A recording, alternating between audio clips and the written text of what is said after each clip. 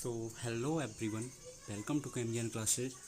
आई hope आप सब अच्छे होंगे and I am really very sorry कि मैं आपको पिछले कुछ दिनों में लेक्चर प्रोवाइड नहीं कर पाया था, लेकिन आगे मेरी यही कोशिश रहेगी कि मैं आपको time to time lectures provide करता रहूं।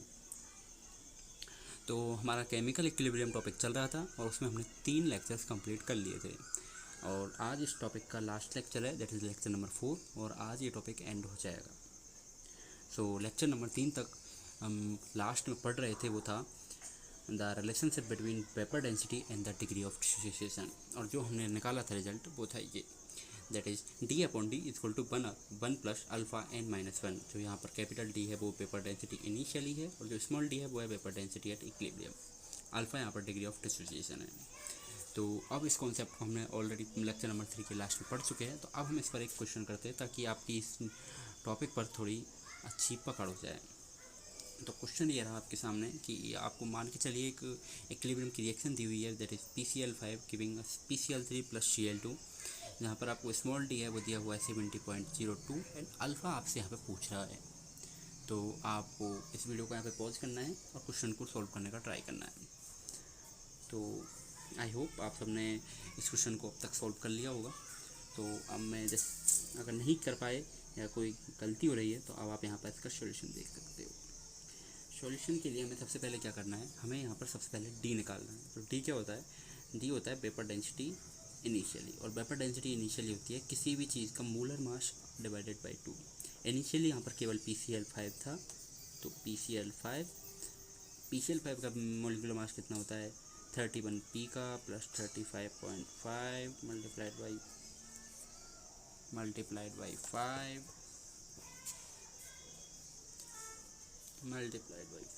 Divided by 2, that is equal to, हम यहाँ पर इसे सॉल्व करेंगे तो हमें मिलेगी वैल्यू 104.5। अब हमें फर्दर इसको सॉल्व करना है। हमको स्मॉल डी की वैल्यू है वो 70.02 ऑलरेडी दी हुई है, तो हम यहाँ से डी अपॉन डी जो है वो निकाल सकते हैं और वो आएगा हमारा 104.5 अपॉन 70.2, और ये हमारा होगा हमारा equals to 1 plus alpha n minus 1। और n की वैल्यू हमें यहाँ पर इस रिएक्शन से निकाल सकते हैं कि 1 मोल PCl5, 1 मोल PCl3 और 1 मोल Cl2 बना रहा है, तो उस हिसाब से 2 होगी। तो हम यहाँ से निकाल सकते हैं कि 1.104.5 divided by 72 equal to 1 plus 2 minus 1 होता है 1, तो अल्फ़ा को जब हम पे फर्दर सॉल्व करेंगे तो हमारी वैल्यू आएगी 34.3 divided by 70.2, that is equal to 0.48। ये कैलकुलेशन आप खुद कर लेना, यहाँ पर इस कैलकुलेशन को करने में थोड़ा टाइम लगेगा, तो इसलिए मैंने इसको अवॉइड कर दिया एंड सॉरी फॉर दिस कि ये यहाँ पर ये रिकॉर्ड नहीं हो पाया, आप अब देख लो।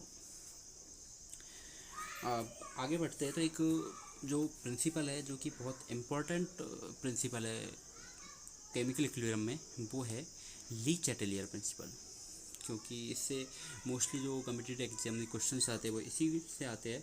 तो अब हम पढ़ेंगे यहाँ पर ली चैटेलियर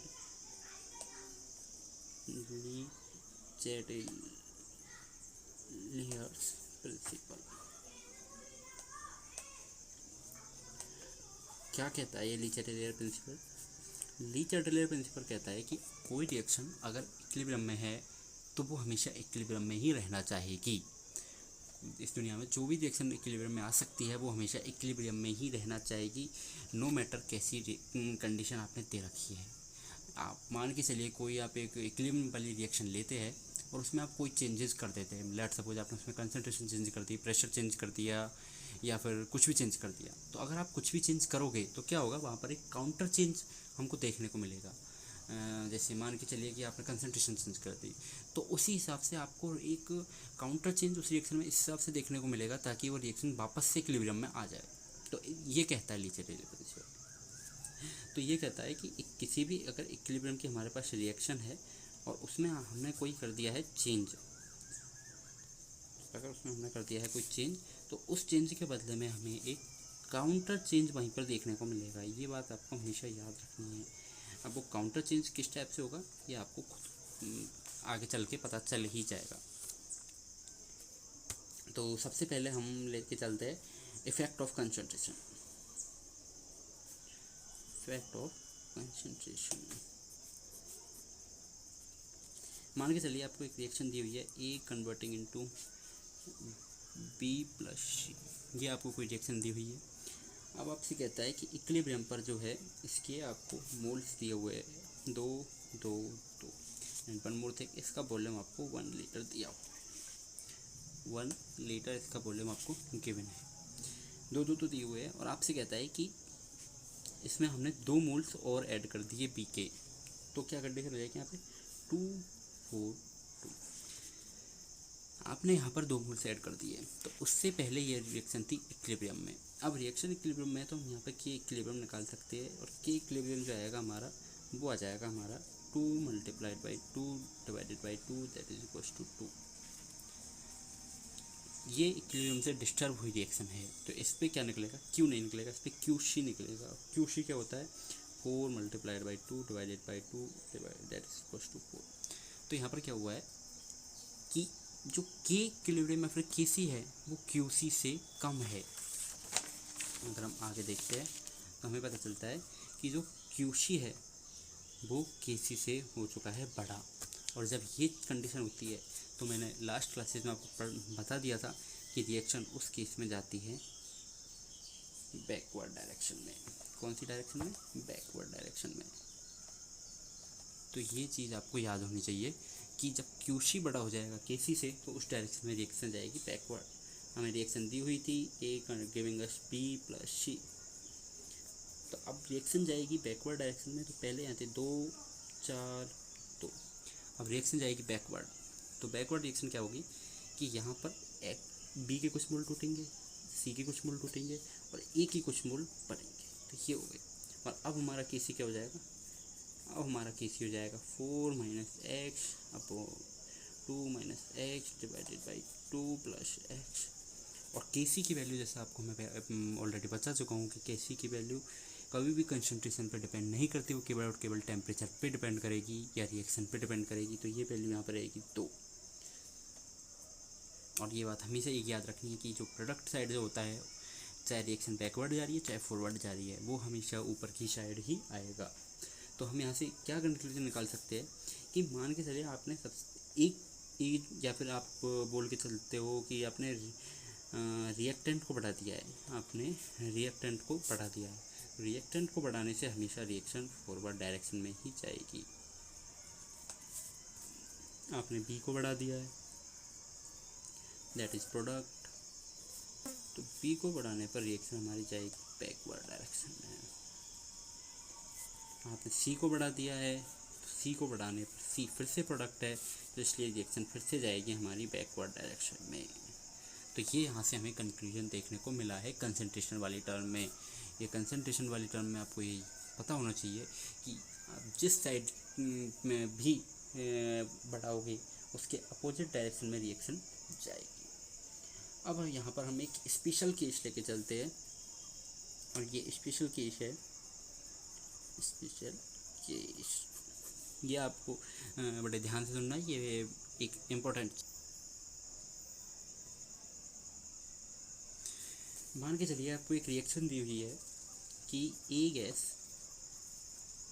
giving us B gas plus 2 C gas plus में डी सॉलिड। ये आपको एक रिएक्शन दी हुई है और इसके आपको मोल्स वगैरह या फिर इक्विलिब्रियम पर आपको यहाँ पर जो कंडीशन है वो दी हुई है, जो कंसंट्रेशन को दी हुई है 2 2 2 2, ये आपको दी हुई है। और आपको डिस्टर्बेंस जो वाली कंडीशन होती है, डिस्टर्बेंस वाली कंडीशन भी आपको दी हुई है और वो दे रखी है आपको 2 2 2 और यहाँ पर उसने बढ़ा दिए +2, तो यहाँ पर हो गए 4। ये आपको डिस्टर्बेंस वाली कंडीशन दी है। अगर आप यहाँ से के सी निकालोगे तो आपको के सी आएगा, K C will be equals to 2 × 2 / 2 that is equals to 4। Q C निकालोगे तो क्यू सी भी 2 मल्टीप्लाइड बाई 2 का स्क्वायर है divided by 2 that is equal to. अब आपको ऑलरेडी अगर आपने पिछली क्लास ली होंगी तो यहाँ पर पता होगा कि यहाँ पर हमने इसको इंक्लूड क्यों नहीं किया। हम जब भी हम इक्विलिब्रियम कांस्टेंट निकालते हैं तो हम सॉलिड और लिक्विड का जो कंसंट्रेशन होती है उसे काउंट नहीं करते। तो हम यहाँ पर देखते हैं कि हमें केसी वर्सेस क्यूसी निकल के आ चुका है। यहाँ से केसी इज इक्वल्स टू क्यूसी, और ये क्या प्रेडिक्ट करता है कि हमारी जो रिएक्शन है वो इक्विलिब्रियम पर है। मतलब अगर आपको कोई रिएक्शन दी हुई है जिसमें कि एक सॉलिड या फिर लिक्विड है और आपसे कहता है वो कि उसकी कंसंट्रेशन में उसने चेंज कर दिया है, तो ये बात याद रखनी है कि उसकी कंसंट्रेशन में कुछ भी चेंज करे, चाहे उसमें कुछ जोड़ दे घटा दे, कोई फ़र्क नहीं पड़ेगा, रिएक्शन फिर भी इक्विलिब्रियम पर ही रहेगी। अब हम पहली जो इफ़ेक्ट था वो हम पढ़ चुके हैं। अब हम आते हैं दूसरे इफेक्ट पर, और वो है effect of pressure oblique volume. Effect of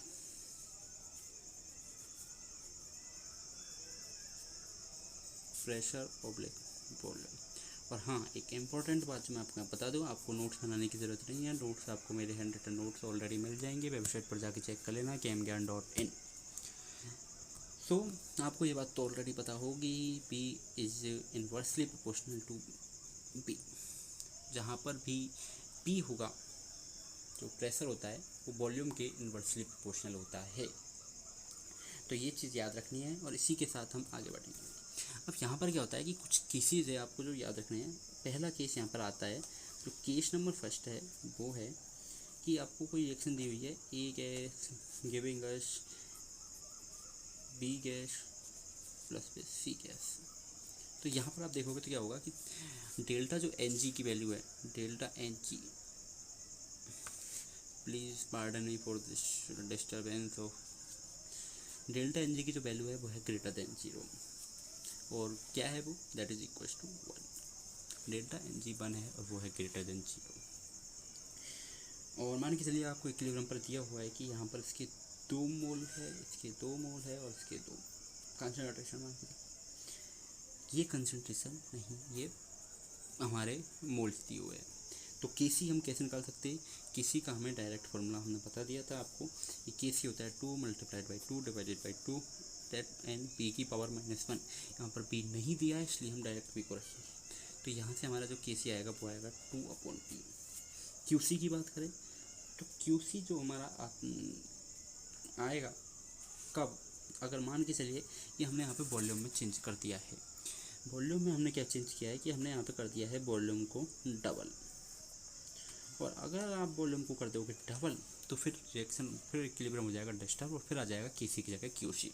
तो क्यूसी क्या हो जाएगा, केसी मल्टीप्लाइड बाई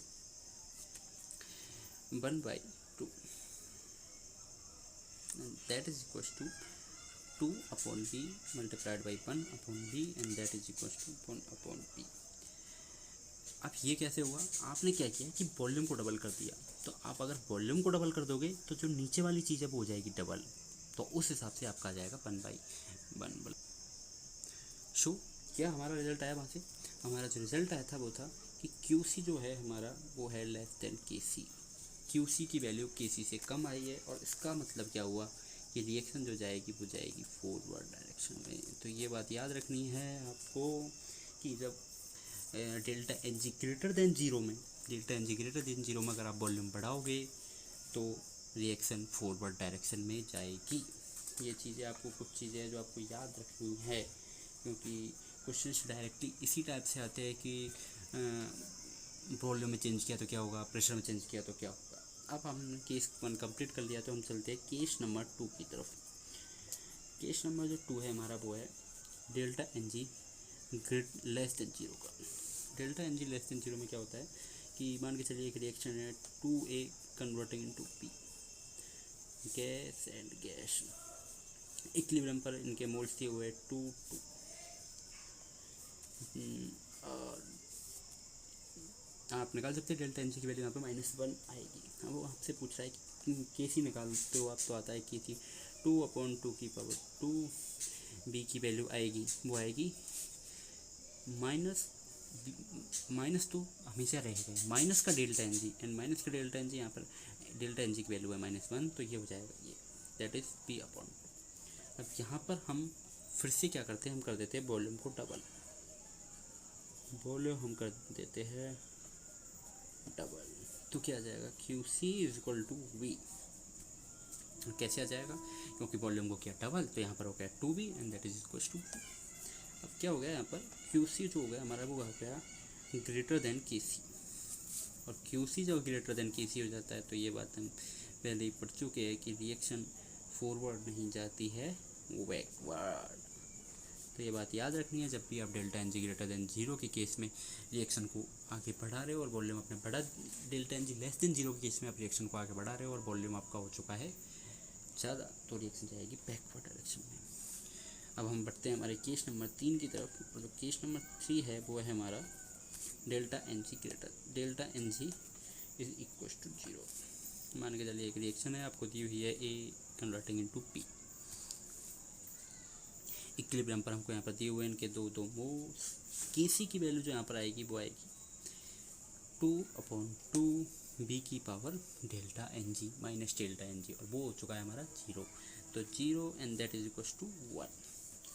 QC की वैल्यू अगर हम वॉल्यूम को कुछ भी करते हैं, वॉल्यूम अगर हम मान के चलिए हमने कर दिया है डबल, तो एक बात याद रखिए कि QC की वैल्यू में क्या चेंज आएगा, वॉल्यूम हम कर चुके हैं डबल, तो QC की वैल्यू में क्या चेंज आएगा, सोच के चलिए क्या चेंज आएगा, कुछ भी नहीं आएगा, क्योंकि जो KC की टर्म है वो वॉल्यूम की टर्म में तो बची ही नहीं, तो QC भी हमारा यहाँ पर एक ही आएगा। तो QC is equal to KC, there means there will be no change in reaction में इस चीज़ से कोई फ़र्क नहीं पड़ेगा कि आपने कौन सी स्टेट में क्या चीज़ किया है। सो अगर हम अब आते हैं फाइनल कंक्लूजन की तरफ कि हमने 3 केस निकाल लिए तो उनको कैसे क्या हुआ, तो कंक्लूजन जो है वो सिंपल है, बहुत सिंपल, कि पहला केस जो था हमारा वो था delta N G greater than 0। ये चीज़ मैं आपको पहले बता चुका हूँ कि प्रेशर वॉल्यूम का उल्टा होता है। तो अगर delta N G greater than 0 में आपने वॉल्यूम को है बढ़ा दिया तो ऑटोमेटिकली प्रेशर हो जाएगा कम, और प्रेशर कम हो जाएगा और वॉल्यूम बढ़ गया तो रिएक्शन जाएगी फॉरवर्ड।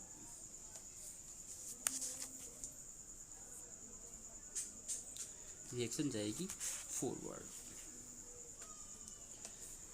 B अगर आपने घटा दिया तो प्रेशर बढ़ जाएगा और रिएक्शन चल जाएगी बैकवर्ड। डोंट वरी, इतना याद रखने की जरूरत नहीं है, मैं अभी थोड़े आगे पे इसकी एक सिंपल जो ट्रिक है वो भी आपको बता दूंगा ताकि आपको ये इजीली याद रह जाए। फिर केस आता है हमारा delta N G is less than 0 का। इस वाले केस में क्या होगा, वॉल्यूम अगर आपने बढ़ा दिया तो प्रेशर ऑटोमेटिकली कम हो जाएगा, तो इस वाले केस में रिएक्शन चल जाएगी backward and blah blah blah. बी यहाँ पर कम हो गया, प्रेशर बढ़ गया तो रिएक्शन चल जाएगी फॉरवर्ड। डेल्टा एन जी अगर आपने कर दिया इक्वल टू 0 तो रिएक्शन में नहीं आएगा कोई भी चेंज। मुझे नहीं लगता मुझे यहाँ पर ये बताने की ज़रूरत है कि ये कैसे हो रहा है, तो यहाँ पर हो गया नो चेंज। अगर आप शॉर्ट ट्रिक की बात करें तो शॉर्ट ट्रिक आपके लिए ये रही। शॉर्ट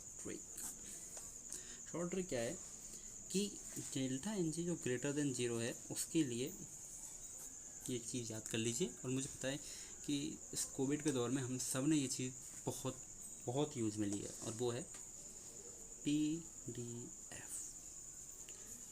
बस इसको याद कर लीजिए। P4 होता है प्रेशर, D4 होता है डिक्रीज, F4 होता है फॉरवर्ड। बस हो गए, ये इतना से याद रख लीजिए, सारे केस आपके सॉल्व हो जाएंगे। Delta N G greater than 0 में जब प्रेशर कम होगा तो रिएक्शन फॉरवर्ड जाएगी, प्रेशर बढ़ेगा रिएक्शन बैकवर्ड जाएगी, delta N G less than 0 होते ही पूरा केस उल्टा हो जाएगा। दैट्स इट, बस इतना सा याद रखने की ज़रूरत है। या फिर आपको एक और भी इजी चीज़ बताई जाए तब ये नोट के तौर पे आप लिख लीजिए या फिर याद कर लीजिए कि जब भी आप वॉल्यूम को बढ़ाओगे, वॉल्यूम आपने बढ़ा दिया तो रिएक्शन उस डायरेक्शन में जाएगी। रिएक्शन की जो डायरेक्शन होगी वो होगी जिधर की side greater number of moles हो। ग्रेटर नंबर ऑफ मोल्स हो, उस डायरेक्शन में रिएक्शन जाएगी। ये बस इतना सा याद कर लीजिए, सारे केस हो जाएंगे। अब हम आते हैं कि इफेक्ट, तीसरे इफेक्ट पर, और वो इफेक्ट है हमारा इफेक्ट ऑफ टेम्परेचर।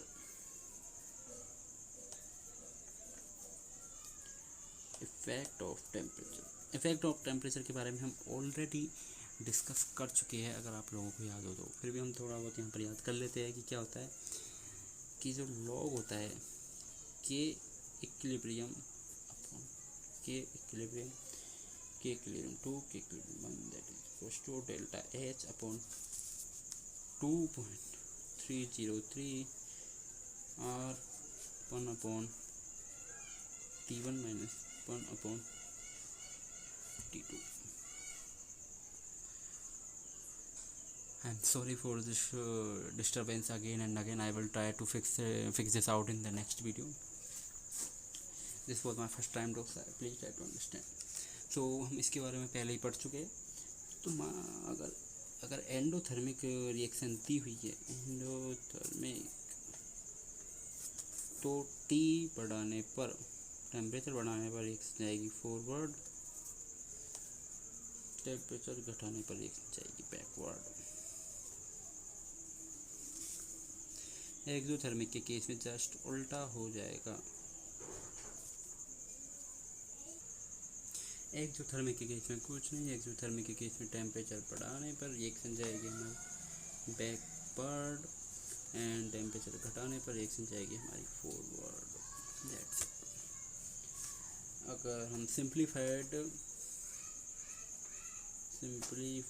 अगर हम इक्वेशन लिखते हैं तो वो आ जाएगी हमारी log K equilibrium equals to log A minus delta H upon 2.303 R T. Graph अगर हम बनाएंगे तो ग्राफ हमारे आ जाएंगे कुछ इस टाइप से, log K equilibrium 1 upon T, this is for endo, and exo के लिए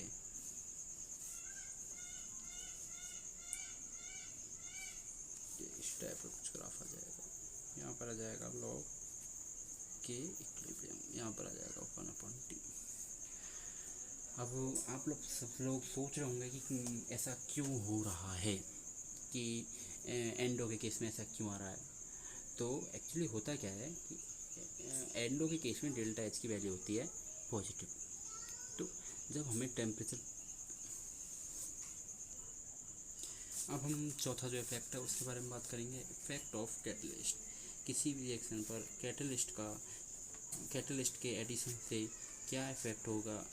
अगर हम उस रिएक्शन पर इक्विलिब्रियम में हम कैटलिस्ट को ऐड करते तो क्या होगा। मान के चलिए कोई रिएक्टेंट है, उसको हमने प्रोडक्ट में कन्वर्ट किया है, फॉरवर्ड रिएक्शन रेट किया है, फिर बैकवर्ड किया है।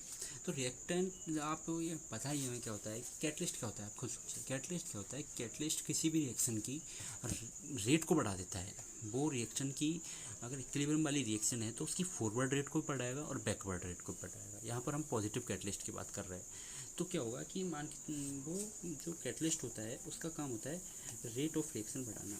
तो क्या करेगा वो कि रेट ऑफ फॉरवर्ड को बढ़ा देगा, वो रेट ऑफ फॉरवर्ड को भी वो बढ़ा देगा, और रेट ऑफ बैकवर्ड को भी, तो ओवरऑल वो क्या करेगा कि के एफ भी बढ़ जाएगा हमारा और के पी भी बढ़ जाएगा। तो क्या होगा कि डेल्टा एच जो है इसका वो सेम टू सेम रह जाएगा, उसमें कोई चेंज नहीं आएगा। मतलब रिएक्शन में कोई चेंज नहीं आएगा, बस एक चीज़ होगी, रिएक्शन थोड़ी फास्ट कंप्लीट हो जाएगी। जो कैटलिस्ट होता है, कैटलिस्ट से हमें कुछ नहीं होता, बस ये हमें इक्विलिब्रियम जो होता है उसे जल्दी अचीव करवा देता है, बस achieve equilibrium faster. But equilibrium में कोई भी चेंज नहीं होता है। That's it. अब अगर हम लास्ट जो होता है, लास्ट इफेक्ट है, उसके बारे में बात करें तो वो है effect of addition of inert gas.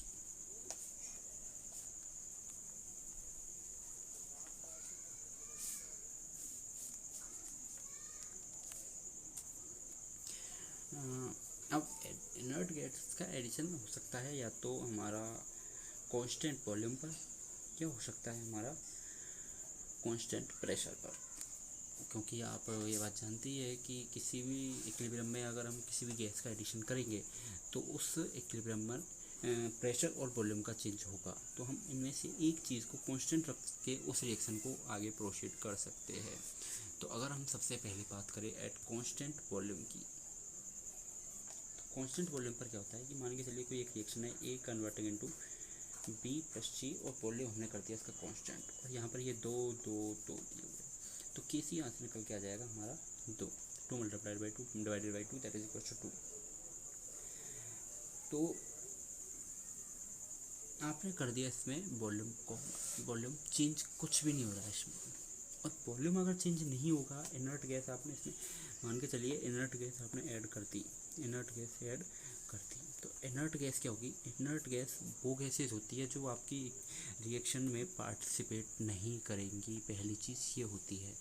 Inert gas उसी टाइप की हम ऐड करते हैं जो रिएक्शन में कोई चेंज नहीं करती। तो अब वो रिएक्शन में कोई भी चेंज नहीं करेगी, तो क्या करेगी? केवल और केवल उस रिएक्शन के वॉल्यूम को चेंज कर देगी। वॉल्यूम हमने कर दिया है सेम, तो अगर हमने वॉल्यूम कर दिया है सेम तो QC भी हो जाएगा, QC उतना का उतना ही रहेगा, क्योंकि यहाँ पर अपॉन में जो P है वो चेंज नहीं होगा, तो QC भी उतना का उतना ही आ जाएगा। तो जो रिएक्शन है वो हमेशा इक्विलिब्रियम पर रहेगी। ठीक है। अब अगर हम बात करते हैं किसकी को एट कांस्टेंट प्रेशर की, तो प्रेशर की टर्म में क्या होगा कि B प्लस सी ये रिएक्शन है, और यहाँ पर हमने स्टार्टिंग में इनके लिए 1 ATM 1 ATM एंड 1 ATM। अब आपने मान के चलिए कि किसी रिएक्शन को आपने ऐड किया है, किसी रिएक्शन को आपने ऐड वो किसी आप गैस को आपने ऐड किया है, तो गैस का ब्लड प्रेशर होगा। तो अगर आप प्रेशर कांस्टेंट नहीं रख रहे हो, नहीं आप सॉरी आप प्रेशर क्या रख रहे हो? प्रेशर कांस्टेंट रख रहे हो। अब प्रेशर अगर आप कांस्टेंट रख रहे हो, प्रेशर कांस्टेंट रख रहे हो और आपने मान के चलिए किसी इनर्ट गैस को आपने ऐड कर दिया है। अब इनर्ट गैस कुछ प्रेशर लगाएगी, इन तीनों का हमने मान के चलिए इक्विलिब्रियम का प्रेशर 1 ATM है। इनर्ट गैस का मान के चलिए आपका 2 ATM प्रेशर है, तो यहाँ पर क्या हो जाएगा? Plus 2 ATM। अब ओवरऑल प्रेशर यहाँ पर कितना है? 3 ATM इक्विलिब्रियम पर। आपने ऐड कर दी है यहाँ पर एक इनर्ट गैस, इनर्ट गैस का प्रेशर है 2 ATM। तो इक्विलिब्रियम पर रिएक्शन को वापस से जाना है, तो वो क्या करेगी? अपने जो बाकी के जो रिएक्टेंस है ये वाले, इसका वो प्रेशर को इस टाइप से कम करेगा ताकि टोटल प्रेशर तो हमारा 3 ATM का 3 ATM रहे, टोटल प्रेशर हमारा सेम रहे और इनर्ट गैस का प्रेशर भी उसमें ऐड हो जाए। तो वो क्या करेगा? उस हिसाब से वो सबके स्टोइकियोमेट्री सेम है, तो उस हिसाब से उसका प्रेशर डिक्रीज कर देगा कि यहाँ पर 1/3 कर देगा, यहाँ पर भी 1/3 कर देगा और यहाँ पर भी 1/3 कर देगा। और अब आप इनका टोटल प्रेशर चेक करोगे तो आपको पता चलेगा कि ये हो चुका है टोटल अगेन 3 ATM। तो ये इफेक्ट होता है प्रेशर का। वॉल्यूम के टर्म में कोई चेंज नहीं आता है, लेकिन प्रेशर के केस में चेंज आ जाता है। और प्रेशर के केस में चेंज आ रहा है तो उसमें एक चीज़ होती है कि रिएक्शन जो हमारी जाएगी, रिएक्शन जो जाएगी वो उस डायरेक्शन में जाएगी, reaction towards the more number of moles. जिधर ज़्यादा नंबर ऑफ मोल्स है उधर जाएगी रिएक्शन। ठीक है, बात समझो आ गई आपको। अब यहाँ पर कुछ लोग सोच रहे होंगे कि वॉल्यूम अगर कांस्टेंट हो तो प्रेशर में तो चेंज आ रहा हो। भाई प्रेशर में बिल्कुल चेंज आ रहा होगा, इसमें कोई दिक्कत नहीं है कि यहाँ पर आपने प्रेशर सेम नहीं रखा है। मान के चलिए इनका भी प्रेशर 1 है, तो टोटल प्रेशर हो गया 3 1 + 1 + 1 + 2 यहाँ पे 5। लेकिन इस प्रेशर के चेंज होने से हो क्या रहा है? किसी में चेंज आ रहा है? नहीं। QC में चेंज आ रहा है? नहीं। तो बस वॉल्यूम हमारा कांस्टेंट रख रहे हैं, प्रेशर इंक्रीज हो रहा है तो होने KC और QC तो आपका केवल और केवल टेम्परेचर और रिएक्शन पे ही तो डिपेंड करते हैं ना। तो दैट्स इट। आज की वीडियो के लिए बस इतना ही।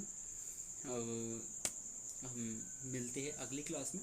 अगली क्लास का टॉपिक मैंने अभी कुछ डिसाइड नहीं किया, लेकिन कल या परसों में आपको लेक्चर्स अपलोड करना स्टार्ट कर दूंगा। तो अगर आप इस वीडियो में यहाँ तक पहुँच चुके हैं तो ये ज़रूर बताइए कि कमेंट सेक्शन में कि अगला टॉपिक कौन सा स्टार्ट करना है। और हाँ, इस जो लेक्चर के जो हैंडरिटन नोट्स है और पिछले 3 लेक्चर के जो हैंडरिटन नोट्स है वो ऑलरेडी KMGyan.in वेबसाइट पर अपलोड हो चुके हैं, तो वहाँ पर जाके उन्हें डाउनलोड करना बिल्कुल मत भूलना और नोट्स बनाना बिल्कुल टाइम मत वेस्ट कीजिए और अपनी इस प्रिपरेशन को पोस्ट करते रहिए। Thank you very much.